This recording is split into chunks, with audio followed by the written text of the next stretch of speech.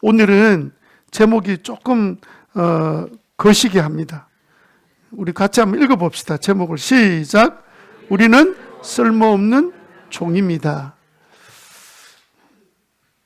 진짜 쓸모없는 종일까요?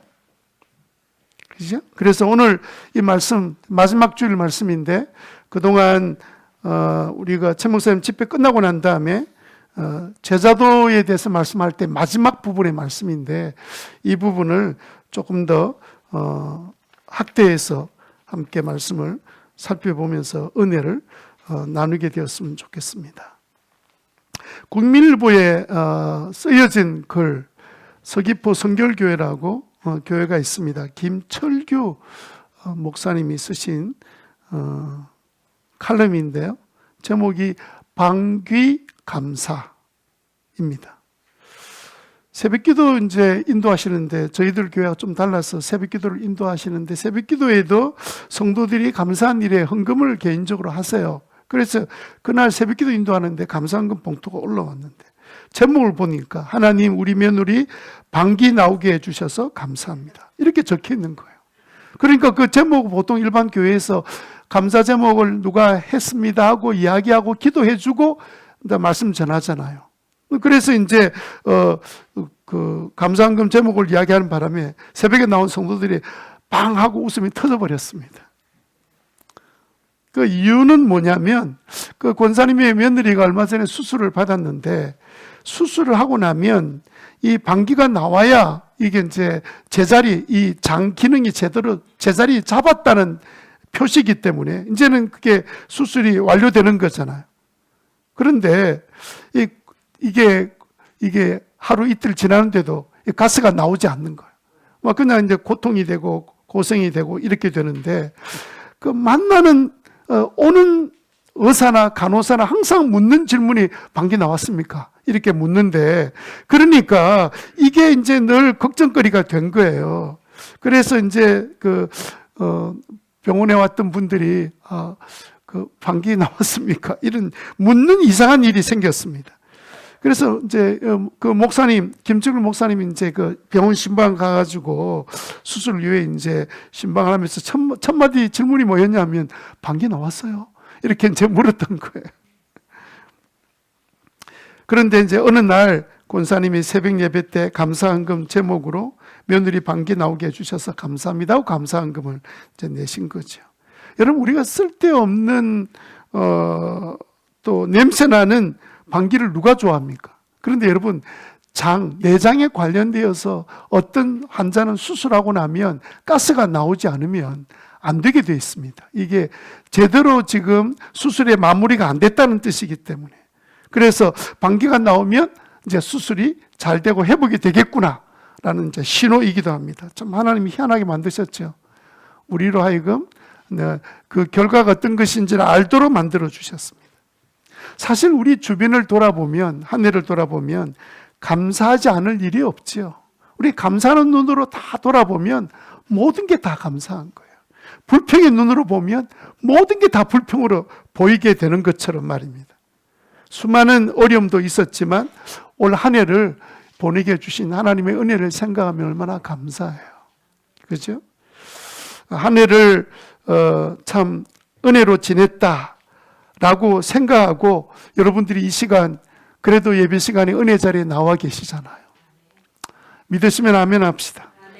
그런 의미에서 우리는 하나님의 은혜를 돌아보면서 감사해야 되겠습니다.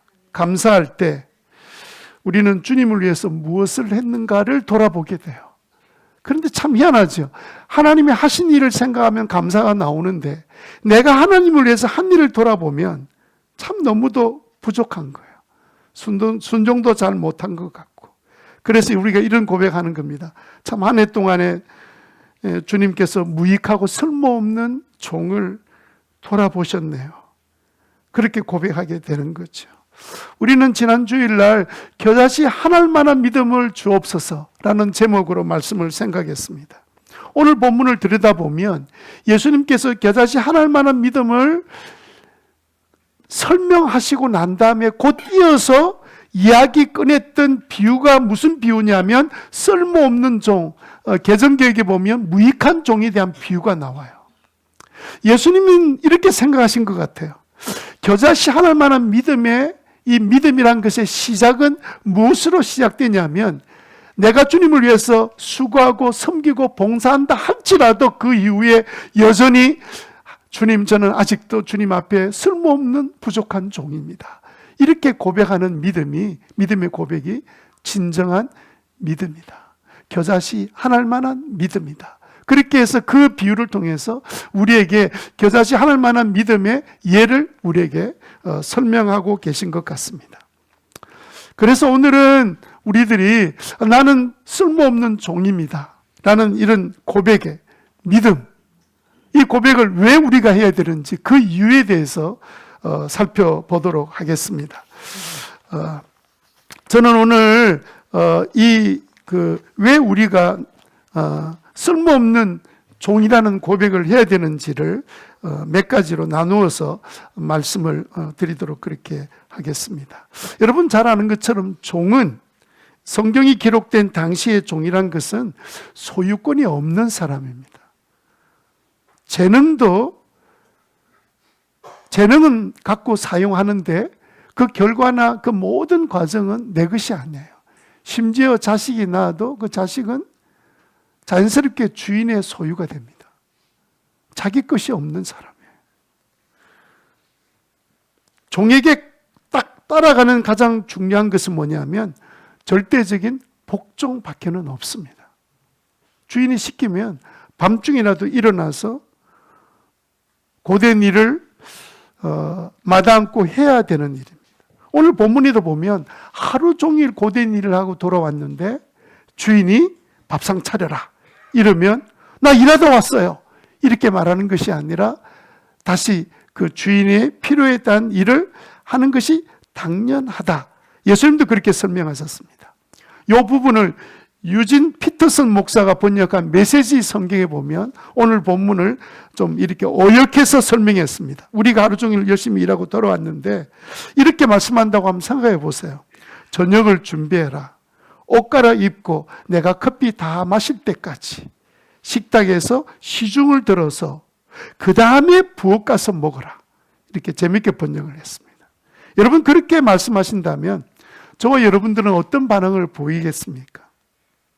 우리가 정말 주님의 은혜를 깨닫고 감사하는, 정말 나는 쓸모없는 종입니다라는 그런 심정을 가지고 있는 사람은 주님이 하시는 말씀에 속상해하지 않을 거예요. 그런데 주님이 이런 말씀하시면 속상하는 사람들은 아직도 자기는 무익한 종이라고 생각하지 않는 사람이라는 거예요. 아직도 완전한 믿음을 갖고 있는 사람이 아니라는 거예요. 만약에 우리가 주님께서 또 요구하시고 말씀하시면 전혀 속상해하지 않고 예 주님 당근이죠. 예 주님 제가 하겠습니다 라고 대답하지 않겠냐는 거예요. 이 종에게는, 당시 종에게는 아무런 보상이 없습니다. 일꾼들은 일한 대가로 품삯을 받았는데 종들에게는 일당도 월급도 없습니다. 아무런 보상이 없습니다. 심지어는요 9절처럼 돼요. 9절에 뭐라 되어 있냐면 그 종이 명령한다로 하였다고 해서 주인이 그에게 고마워하겠느냐. 지금 여러분 오해는 하지 마세요. 하나님은 우리를 이렇게 대한다는 뜻은 아니에요. 그럼에도 불구하고 우리가 가져야 될 자세는 나는 정말 무익하고 있으나 마나한 존재고 하나님 나라에 내가 하나 존재한다고 하나님 나라에 도움이 되겠냐. 여러분 그렇게 한번 생각해 보셨어요? 제가 언젠가 한번 그런 생각을 한 적이 있었는데 내 하나 없어진다고 하나님 나라에, 하나님 교회에 무슨 지장이 있겠습니까? 나는 정말 하나님 보실 때는, 하나님 눈으로 보면 정말 쓸모없는 존재 같습니다. 비록 엄청난 일을 했다 할지라도 뭐라고 또 10절에 말합니까? 우리는 쓸모없는 종입니다. 우리가 마땅히 해야 할 일을 한 것뿐입니다 라고 고백하는 것이 종이 해야 될 고백이다. 이 당시의 이야기를 예수님은 하나님이 우리의 주인 되시고 나는 종이라는 입장에서 이 본문을 이야기하면서 이런 마음을 가졌다면 주님의 일을 위해서 헌신하고 난 다음에 또 주님이 일을 시키면 아이고 저는 그래도 부족한 종인데 나를 사용해 주시니 감사합니다라고 고백하는 사람이라면 겨자씨 하나의 믿음을 가진 사람이다. 그 이야기 하고 싶은 거예요. 자, 주님은 이 쓸모없는 종의 비유를 통해서 우리에게 가르쳐주고 싶어하는 이 믿음은 무엇이냐? 왜 우리는 쓸모없는 종이라고 고백해야 되느냐? 세 가지 이유 중에 첫 번째 이유는 뭐냐면 내가 내 인생의 주인이 아니기 때문입니다. 내가 누구라고요? 내 인생의 주인이 아니에요. 이 비유에서 가르쳐주고 있는 가장 중요한 교훈은 무엇이냐면 바로 그 사실을 우리에게 설명하고 있는 거예요. 다시 말해서 우리는 쓸모없는 종입니다 라는 이 고백은 나의 모든 것이 다 주님의 것입니다. 모든 것이 주님의 주권과 주님의 뜻 안에 이루어지게 될 겁니다 라는 신앙 고백입니다. 이거 정말 하기 어렵죠. 이게 믿음이 없이는 이 고백이 안 나옵니다. 왜 내가 수고해서 내가 얻은 것이 왜 하나님의 겁니까? 말도 안 되는 이야기 하지 마세요. 그렇게 생각하는 분은 아직도 이 신앙 고백의 의미를 정확하게 이해를 못했기 때문에 그래서 겨자씨 하나일 만한 생명력 있는 믿음도 없는 삶을 살고 있다는 거예요. 여러분, 우리가 예수 딱 믿는 순간에 우리는 주님의 것이 되었다는 사실을 알고 계시죠? 내가 딱 예수 믿고 나는 순간에 예수님이 우리의 마음에 딱 들어오시는 순간에 나는 이제는 예수님의 것이 되어버렸습니다. 왜냐하면요, 그 전에 믿기 전에는 나는 어떤 사람이었냐면 에베소서 2장 1절에 보면 전에는 허물과 죄로 우리가 지은 허물과 죄 때문에 이미 영적으로 죽어버린 사람이에요. 구원의 소망이 없고 하늘나라 들어갈 수 없는 사람입니다. 로마서 1장 29절에 보면 아주 자세하게 이렇게 말합니다. 온갖 불의, 악행, 탐욕, 악의, 시기, 살이, 분쟁, 사기와 적이 가득 차 있고 수근거리고 30절에 중상, 하나님 미워하고 불손하고 오만하고 자랑하고 악을 꾸미고 부모를 거역하고 31절에 우매하고 그런데도 불구하고 자기가 똑똑한 줄 아는데 미련하게 짝이 없고 신의가 없고 무정하고 무자비한 자다. 그게 우리의 예수 믿기 전의 모습이에요. 이런 과거의 우리의 모습을 에베소서 2장 2절에 보면 이렇게 말하죠. 세상 풍조를 따르고 공중권세 잡은 자 사단을 따라다니는 악한 영의 종이었다. 그게 우리 자신들의 원래 모습이라는 거예요. 그러니까 우리가 그동안 살아왔던 삶이 전부 다 누구 뜻대로 살았어요? 내 욕심, 내 욕정, 내 생각, 내 뜻대로 그렇게 살았죠. 그래서 하나님 보실 때는 소망이 없고 선함이 없어 지옥에 떨어져 마땅한 존재라는 거예요. 그런데 예수님께서 우리를 구원하시려고 당신의 생명을 대신 희생하시고 우리의 생명을 사신 거예요. 그래서 예수님께서 십자가에 달려 돌아가실 때 마지막 외쳤던 말씀이 예수님의 모든 사역에 딱 모든 걸 종결하는 딱 단어가 뭐냐면 다 이루었다. 이 단어는요, 과거에 쓰였던 그 당시의 단어의 뜻이 뭐냐면 내가 종을 살 때 종값을 내가 다 치루었다는 뜻이에요. 똑같은 단어예요. 예수님은 당신이 돌아가시면서 너희들의 죄의 값을 내가 다 치루었다. 너의 죄된 몸값은 내가 다 지불했다. 이제는 너는 이제 내 소유물이 된 것이다. 하나님의 자녀가 된 것이다. 이렇게 주님께서 말씀해 주셨습니다. 그런데 여러분, 또 몹쓸 또 주인에게 끌려가서 종살이 한다는 뜻이 아닙니다.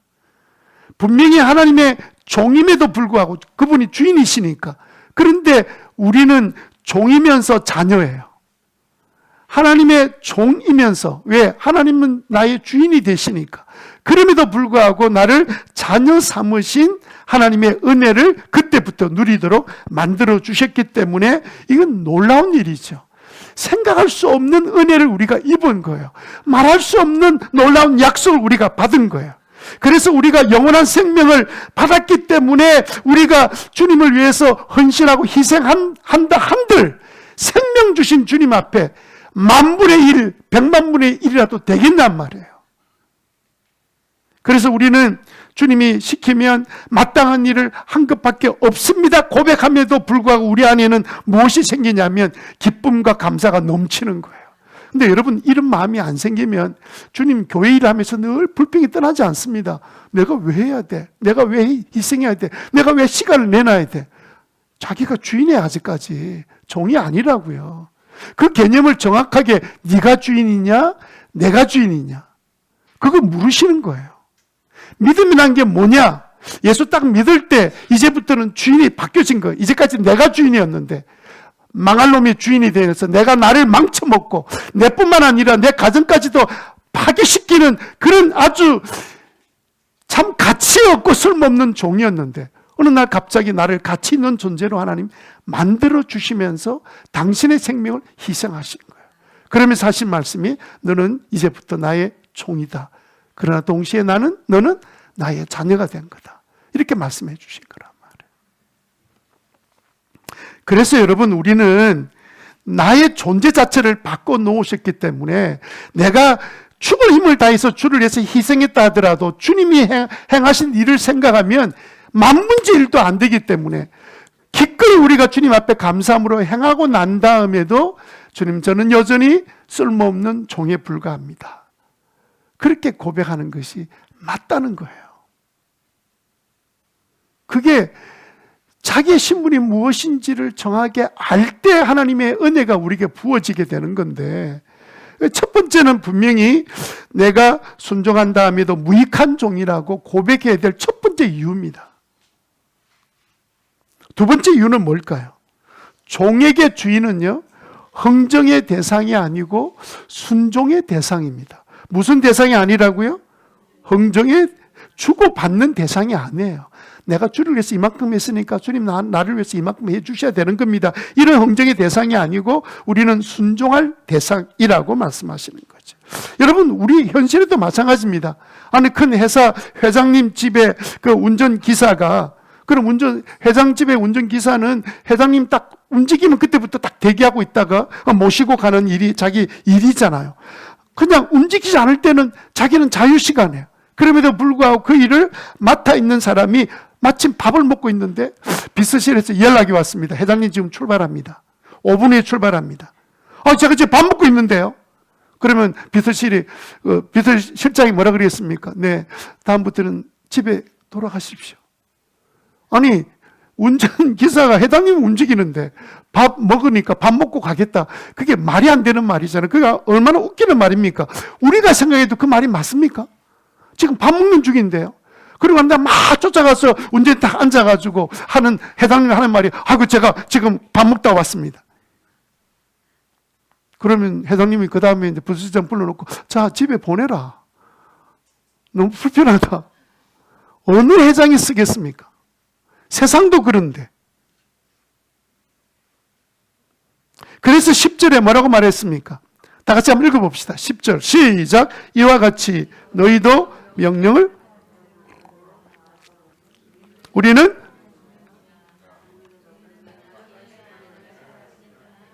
네, 미안합니다. 네, 성경 보시고 읽으셨는데, 우리는 쓸모없는 종입니다. 우리는 마땅히 해야 할 일을 하였을 뿐입니다. 하여라, 이렇게 말씀하신 거죠. 사람에게 함부로 대하지 않는데, 그런데 많은 분들이요, 예수 믿는 분들이 주님을 흥정 대상으로 생각하는 거예요. 나는 요만큼 해줬으니까 하나님 이만큼 해주셔야 됩니다. 그래서 간혹 우리가 이런 일들을 경험하게 될 때가 있습니다. 정말 믿음으로 잘 사니까 하나님이 여유 있게 만들어 주시고, 그래서 사업도 잘 되어서 어느 사업가가 11조도 헌금 교회에서 제일 많이 내고, 헌금할 때도 제일 건전금 많이 내고, 헌금할 기회가 되면 잘 헌금을 많이 내는 사람이, 그러니까 기업이 잘 운영되다가 어느 날 갑자기 어려움이 찾아왔습니다. 근데 하나님께서 내가 그렇게 헌금했으면 하나님께 지켜주셔야 되는데 왜 나한테 이런 어려움이 찾아왔지? 이런 마음이 딱 들면 그분은 시험 든 거예요. 그죠? 보통 시험 들었다 그러잖아요. 그다음부터 목장도 안 나오고 예배도 나왔다 안 나왔다 하다가 나중에 막 삐낀 거죠. 삐져가지고 나중에 이제 막 하나님 앞에 막 내가 교회를 위해서 최선을 다해서 헌금도 하고 뭐도 하고 봉사도 했는데 하나님은 나를 지켜줘야지 왜 나를 안 지켜주시고 나를 어렵게 만들었어. 여러분, 이게요, 하나님을 흥정 대상으로 여긴 사람은 이렇게밖에 고백이 안 나와요. 그런데 하나님을 정말 받을 수 없는 은혜를 받은 하나님의 자녀로 삼아주신 그 은혜를 아는 사람은 어떻게 생각하냐면 이렇게 생각하지요. 전지전능하신 하나님이 우리를 잘되게 하시는 것이 하나님의 원하신 뜻이고 또 뭔가 더 하나님께서 더 좋은 것을 주시기를 원하시는 분인데 이런 일이 생겼다면 분명히 하나님께서는 이를 통해서 나를 다듬어 가시면서 내가 놓치고 있는 부분을 깨닫게 하시면서 분명히 하나님은 나를 더 좋은 길로 인도해 주실 것이다. 이렇게 고백하는 게 마땅하지요. 하나님이 전능하신 분이신데. 하나님 우리를 사랑하시는 분이신데. 그러니까 하나님은 나는 내 일을 그래도 했는데 하나님은 왜 하나님 하실 일을 안 했습니까? 마치 흥정 대상처럼 그렇게 하나님을 생각하고 살아간다면 참 인생이 힘들게 살아가시는 거예요. 참 안 됐다 생각이 들어요. 종에게 주인은 흥정의 대상이 아닙니다. 순종의 대상입니다. 그래서 우리 가정교회 목회자들이 하는 말 중에 이런 말이 있습니다. 나는 어디 가서 목회하고 싶다. 나는 어떤 교회에서 목회하고 싶다. 나는 앞으로 이런 방법으로 나는 목회하고 싶다. 그런 소리 안 하기로 했습니다. 왜냐하면 목사도 종인데 그러면 주인이신 교회 주인이신 예수님이 원하시는 방법을 말씀해 주시면 깨달을 때마다 예, 주님의 뜻대로 하겠습니다. 이게 종이지. 내가 원하는 방식으로 뭘 해보겠다. 내 인생을 이제 앞으로 내가 원하는 인생을 살아보겠다. 그게 무슨 종입니까? 주인이지. 예수 믿기 전에는 그렇게 사는 게 맞아요. 그런데 예수 믿고 난 다음에는 분명히 주인이 바뀌어졌는데도 불구하고 여전히 내가 주인이면 그게 겨자씨 하나 만한 믿음이 있느냐 이렇게 물으시는 거예요. 여러분, 진짜 목사가 주의 종이라고 한다면 그는 무슨 소원을 가져야 됩니까? 주님이 원하시는 곳에서 주님이 원하시는 일을 주님이 원하시는 방법으로 하겠습니다 하는 게 종이지. 내 생각대로 한번 해보겠습니다. 내 방식대로 내가 하고 싶은 대로 하겠습니다. 그때부터 주인이 바뀌어진 거예요. 이것은 목회자에게만 해당되는 것 아닙니다. 예수님은 목사만을 위해서 돌아가신 게 아니에요. 우리 모두를 위해서 십자가에 돌아가셨습니다. 우리를 사셨어요. 우리는 하나님의 자녀가 됐습니다. 이제는 주님이 주인이시고 나는 종이 되었습니다. 그리고 예수님 영접할 때 그렇게 영접했잖아요. 예수님 나의 주인으로 내 마음에 오신 성령님의 뜻을 따라 낮은 남은 생애를 살고 싶습니다. 살겠습니다. 주인이 바뀌어졌죠. 예수님 영접하고 난 다음에. 그러면 나는 예수님의 종이 된 겁니다. 그래서 종이 되고 나면 고통스러움이 시작되는 게 아니고 종이 딱 되기로 결정하고 난 다음에 은혜를 받은 사람, 예수님 영접한 사람의 첫 마디가 뭔 줄 압니까? 갑자기 마음이 편안해졌어요. 어떤 최근에 예수 영접했던 한 형제는 이렇게 말했습니다. 제가요 오늘 예수 영접 모임하고 난 다음에 제가 눈이 밝아진 것 같아요. 뭐가 분명한 것처럼 보여져요. 예수 영접하고 주님이 주인이 되시면요 인생이 달라져요. 예수님 영접 안 한 상태에 있으니까 내가 주인 노릇 하려니까 뭐가 없습니까? 능력 없지요. 뭐가 없습니까? 사랑도 부족하죠. 그러니까 늘 가는 데마다 갈등이 사라지지 않는 거예요. 세상이 나빠서가 아닙니다. 세상이 아무리 나빠도 성령이 우리 마음속에 계시면 그때는 성령의 9가지 열매가 나를 지탱하도록 만들어주는 거잖아요. 여러분들이 예수님을 주님으로 영접했다면 평안이 왔을 거 아니에요. 그죠? 철이 없고 믿음이 없을 때는 막 내 주먹 믿어라. 내 사전에는 불가능이 없다. 막 벽에다 붙여놓고 막 공부도 하고 막 그렇게 하고 애를 쓰고 노력하죠. 근데 여러분 조금만 철이 들고 나면 어떤 생각이 듭니까? 내가 능력이 부족하구나. 능력의 한계를 발견하잖아요. 게다가요, 조금 더 지나다 보면 내가 정말 지혜가 부족하구나. 일이 잘못된 것, 미래 일을 모르는데 얼마나 많은 젊은이들이 부동산이나 주식이나 이렇게 투자해가지고 망하는 경우, 여러분 절대로 투자는 하지 마세요. 저축을 해야죠. 저축을. 장기 주식에 저축하는 건 아무 상관이 없는데 뭐 단타를 하는 젊은이들 지금 우리나라 경제 더 어려워지니까 지금 다 자빠졌습니다. 부동산 안 자빠졌습니까? 왜 하나님 앞에 그 지혜를 달라고 기도하고 구해야 될 일들을 그렇게 잘못된 일을 선택해서 어려움을 당하는 사람이 얼마나 많은지 몰라요. 그래서 우리가 깨닫죠. 실패를 경험하고 난 다음에 뭘 깨닫습니까? 지혜의 한계를 느끼는 거예요. 세상은 엄청 바쁘게 쫓아다닙니다. 그러다가 나에게 좀 듭니다. 그럼 그때는 무슨 한계를 느낍니까? 이제는 체력도 몸도 마음대로 안 돼요. 체력의 한계를 느낍니다. 50대 난 딱 넘어가니까 40대하고 다르다 이런 말 들어보셨죠? 아, 여러분이 하셨구나. 여러분 그런 말 하셨잖아요. 50대 되니까 뭐가 다르다. 60대 되면 안 그럴 줄 압니까? 60대 되면 내 몸이 아닌 것 같아. 70대 되면요. 그러니까 여러분 우리는 가면 갈수록 우리의 부족함을 깨닫는 철이 들기 시작하는 거죠. 아, 인생은 내 생각대로 되는 게 아니구나. 심지어는요, 내가 모든 것, 건강이나 모든 것들을 갖췄다 할지라도 내일을 알지 못하니까 내일 무슨 일이 생기지? 이런 불안이 우리 마음에 자리 잡고 있다가 어느 날 예수님을 내 마음에 딱 주인으로 영접하고 난 다음부터는 내 마음의 불안이 사라져 버리는 거야. 왜요? 내 인생을 책임져 주실 주인이 생겼잖아요. 근데 이 주인은 그냥 2000년 전이나 우리나라 100년 전에 종을 부리던 그런 주인처럼 학대하는 주인이 아니잖아요.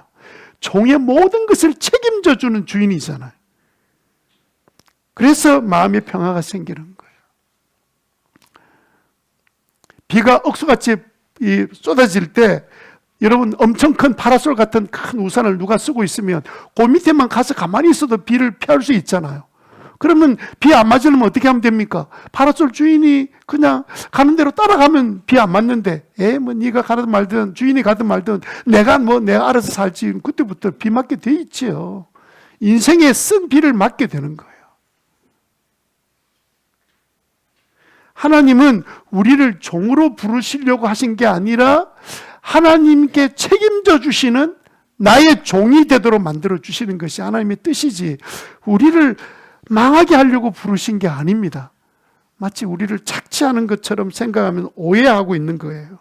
그래서 우리가 나를 책임져 주실 주님이 말씀하시면 내가 아무리 계획을 세우고 아무리 내가 생각이 있다 할지라도 주님이 그러면 제가 내려놓겠습니다. 그렇게 순종하는 거죠. 흥정의 대상이 아닙니다. 요번만은 안 하고요. 다음에 할 때는 하겠습니다. 항상 그런 분이 있죠. 지금 말고요. 나중에 애들 결혼 다 시키고 난 다음에 뭐 좀 몸이 건강해지고 나면 뭐 한 다음에 그런 날이 언제 오나요? 내일을 우리가 알지 못하는데 주님이 원하시는 것은 내일이 아니고 지금이죠. 지금. 그래서 여러분들이 교회 사회 갈 때도 여러분들이 재밌어하고 여러분들이 좋아하고 그런 일을 할 수도 있지만 더 중요한 것은 종의 자세는 교회가 필요한 일에 내가 능력이 부족한 것 같아도 하면 성령이 능력 주실 건데 뭐 자꾸 능력을 자꾸 이야기를 하고 나는 이게 별로 안 좋아하고 그게 주인이 제 종입니까? 종이 주인이 뭐 시키면 그거 내가 안 좋아하는 일인데요? 이거 나는 한 번도 해본 적이 없는 일인데요? 그게 종입니까? 주인입니까?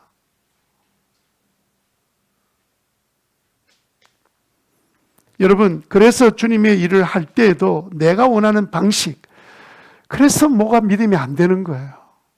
내가 원하는 방식이 아니라 누가 원하는 방식?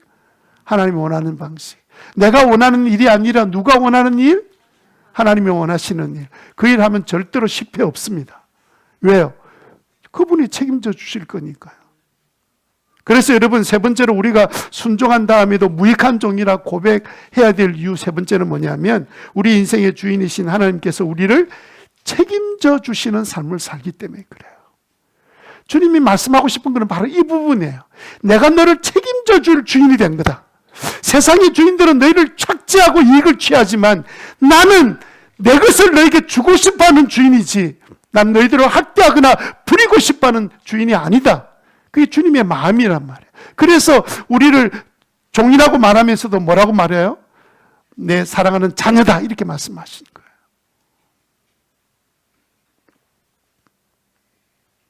우리가 예수님이 영접할 때 주님이 내 인생의 주인이 되신 겁니다. 주인이 되셨다는 말은 책임져 주신다는 뜻이에요. 내가 그분의 뜻대로 순종하겠습니다만 결심하면 하나님께서는 순종할 능력도 주시고 순종한 그 일에 축복도 주시는 분이 하나님이 하시는 방법입니다. 그래서 그분이 주인이 됐어요. 여러분, 아브라함을 한번 생각해 보세요. 아브라함이 왜 믿음의 조상이 되고 온 지금 세계 대부분 전 세계 종교 4대 종교 중에 3대 종교잖아. 유대교, 이슬람교, 기독교의 믿음의 조상이라는 사람이 아브라함입니다. 다. 그리고 인간의 모든 한 60, 70% 되는 사람이 아브라함을 믿음의 조상으로 믿고 있어요. 그렇게 알고 있다고요. 그 사람은 그대로 저절로 됐습니까? 하나님께서 그에게 말도 안 되는 황당한 명령을 하셨죠. 창세기 22장 2절 말씀에. 뭐라고 했는지 한번 읽어보겠습니다. 시작.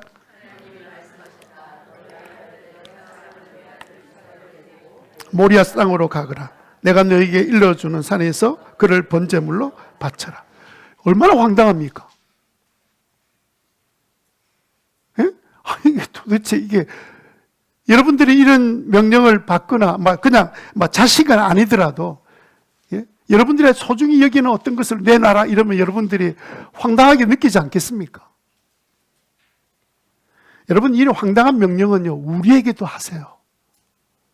대표적인 황당한 명령이 뭐냐면 마태복음 22장 37절입니다. 같이 한번 읽겠습니다.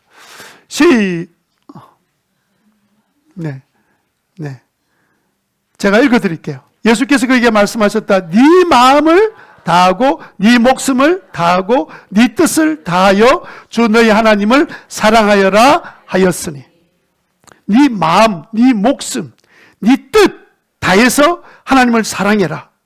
만약 여러분들이요 이 말씀대로 살려고 딱 결심하면 질문하게 되어 있습니다. 여러분들이 이 말씀 듣고도 아무 마음에 부담이 없는 것은 다행이 아니고 여러분들이 그러고 싶은 마음이 없기 때문에 그래요. 그런데 여러분들이 만약에 정말 내 마음과 목숨과 뜻을 다해서 하나님을 사랑하라고요? 그러면 그거 어떻게 하라는 겁니까? 이렇게 물으면 하나님께서 이렇게 말씀하실 거예요. 네 자녀 있지? 예, 있습니다. 둘이나 있는데요. 오늘 시온이는 지온이는 오늘 유아세례도 받았는데요. 그럼 하나님께서 내게 다 내놔라. 예, 하나님이 선물로 주셨으니까 그 하나님께 드리겠습니다. 너 재산이 있지? 그것도 내놔라. 예, 하나님 드리겠습니다. 하나님께서 나에게 맡겨주신 거니까 드리겠습니다. 또 묻습니다. 너 생명 있잖아. 그것도 내게 내놓아라. 예, 하나님이 나에게 생명 주신 거니까 하나님께 드리겠습니다. 하고 대답하고 나면 나한테 남는 게 뭐가 있어요? 자식도 없고 재산도 없고 내 생명도 없고 아무것도 없어요. 나는 아무것도 없어. 다 내놨어. 이런 해괴망측한 요구가 어디 있습니까? 나는 아무것도 이제 가진 것이 없구나. 딱 그렇게 생각되는 순간에 하나님이 그 다음에 뭐라고 말씀하시냐면 이렇게 말씀하세요. 대개는 그렇게 말씀하세요. 지금부터 내가 가지고 있는 모든 것은 다 네 것이다. 그게 하나님 말씀이에요. 내가 갖고 있는 모든 것들은 다 너의 것이 이제 된 것이다. 이렇게 말씀하신단 말이에요. 포기하면, 주를 위해서 포기하면 다 잃어버리는 것이 아니라 하나님을 위해서 포기하는 순간에 그 순간부터 하나님의 것이 내 것이 되는 은혜를 약속해 주셨습니다. 그게 성경 내용 아닙니까? 여러분들이 그렇게 성경 안 보셨어요? 다 이제는 내 것이 다 네 것이다. 나의 모든 하늘의 유산까지도 다 너에게 약속됐다. 말씀 안 했습니까? 하나님께서 약속을 뭐 하셨는지 한번 생각해 봐요. 에베소서 전체가 그 이야기하고 있습니다. 내가 포기한 자녀, 생명, 재산, 시간, 재능, 그 어떤 것도 가져가신 적이 없어요. 제가 그런 고백을 했다고 주님께서 거둬가신 적이 한 번도 없어요. 그때부터는요, 하나님의 꿈이 내 꿈이 되고 하나님의 뜻이 내 뜻이 되어서 하나님을 위해서 섬기라고 하실 뿐이지 아무것도 가져가지 않으세요. 더 놀라운 것은요, 더 놀라운 것은 뭐냐면 하나님이 갖고 계신 그 기쁨이 나의 기쁨이 되기 시작하는 거예요. 그래서 우리가 하나님 앞에 엎드려 기도하고 은혜를 받으면 더 놀랍게도 그 안에 기쁨과 감사, 황홀한 기쁨이 우리 속에 찾아오는 거예요. 그걸 경험을 이 땅에서 하셔야 천국의 기쁨이 뭔지를 알 수 있게 돼요. 계속 내가 주인으로 살고 있으니까 이게 주인이신 하나님 앞에 나는 종입니다. 나는 쓸모없는 종입니다. 내가 다 했다 하더라도 주님이 행하신 일에 비교하면 만분의 1도 안 됩니다. 이 고백을 할 때 주님께서 그래 이제부터는 내 것이 다 네 것이야 라고 주실 텐데, 그런데 우리는 왜 그것을 누리지 못하냐면 우리가 이렇게 생각하는지도 모르겠습니다. 아니 내 것 다 내놓으라면 나는 어떻게 살라는 말이야. 아니 뭐 시간도 내놔라고? 주일 예배만 됐지만 주일 예배만 드리면 되지 토요일 나와서 또 봉사하라고? 나는 못해. 저녁에 나와서 기도하라고? 나 그런 거 못해. 내 취미생활을 어떻게 하고? 나는 어떻게 살라는 말이야. 그래 1년에 한 번이라도 삼공부 하나라도 해. 아이고 진짜 너무 힘들어서 못 살겠다. 그렇게 말하면 하나님께서 뭐라고 대답하실까요? 그래 네가 알아서 살아라. 네가 언제 뭐 세상처럼 네가 주인이지 내가 주인이었냐? 그래 네가 주인이야. 네가 책임지고 네 인생 살아봐. 그럼 우리는 왜 하나님 믿어요? 왜 우리가 하나님을 신앙합니까? 내가 주인 노릇 하려고요? 주인 노릇 하는데 하나님의 도움이 필요했어요?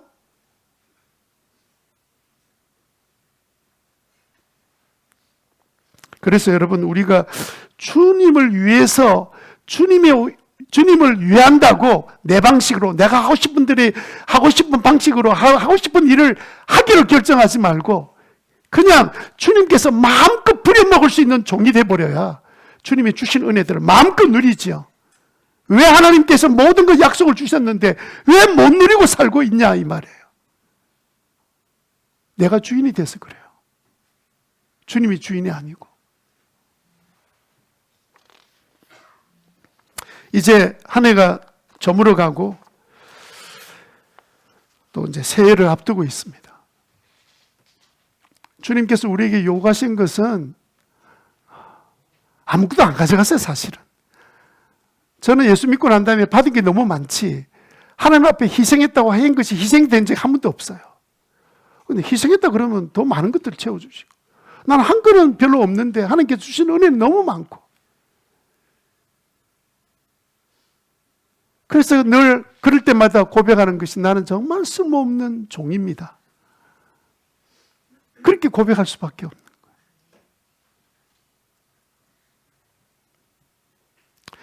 거예요. 이 놀라운 하나님의 말씀을 목사만 알고 있으면 좀 너무 좀 웃기는 일이 될 수 있을 텐데 성경 전체가 그 이야기를 다 하고 있는 거예요.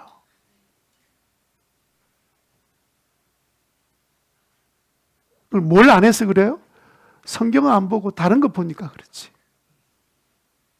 그래서 여러분 새해 되면 다른 거 하려고 하지 말고 매일 성경, 매일 본문, 짧은 본문이지만 그 본문 읽고 하나님이 어떤 분인가를 찾아내는 데만 1년을 한번 보내보세요. 성경 매일 길지 않잖아요. 한 장도 안 되잖아요. 반장 정도 되는 짧은 본문 읽으면서 하나님 여기서 하나님 나에게 무슨 약속하셨지? 하나님 어떤 분이지? 그것만 알아도 내가 그런 하나님을 내가 믿음으로 살겠습니다라고 기꺼이 하나님 뜻에 내가 순종하겠습니다. 이것만 해도 인생이 변화될 수 있는데, 그죠?